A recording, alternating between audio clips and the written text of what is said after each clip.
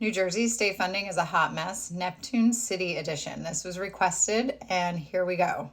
So since 2018, they have lost cumulatively $25 million in state aid. $4 million of that was the most recent cycle.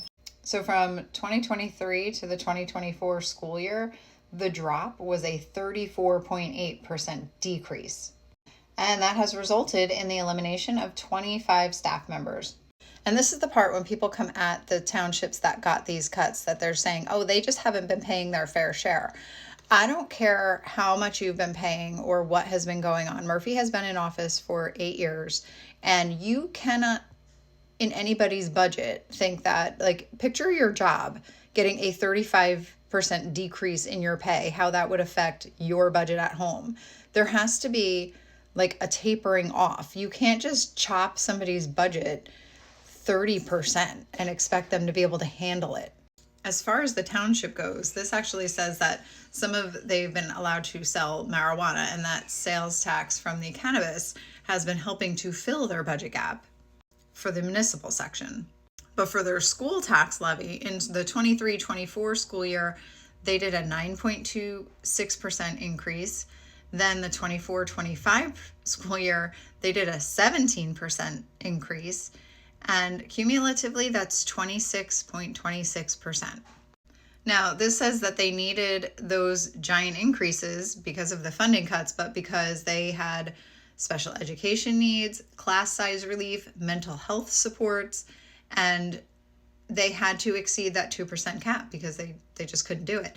They also had to submit the application to the New Jersey Commissioner of Education requesting the authorization for the accompanying tax levy incentive aid. And that's what a lot of districts did last year with that 9.9%.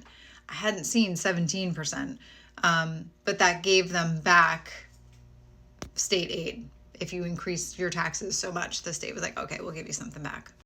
Now, I couldn't get numbers for their special ed population, if that has increased or decreased, or for their English language learners, but I did look at their families that are eligible for free and reduced lunch, because that can tell you some other factors. It's not determined by race or language, it's purely economical, and it says that Neptune Township has had a substantial increase for free and reduced lunch from around 20% to about 50% in the last few years. I want to state, as always, I am not in this township. I'm looking this information up on request. I am down in Ocean County.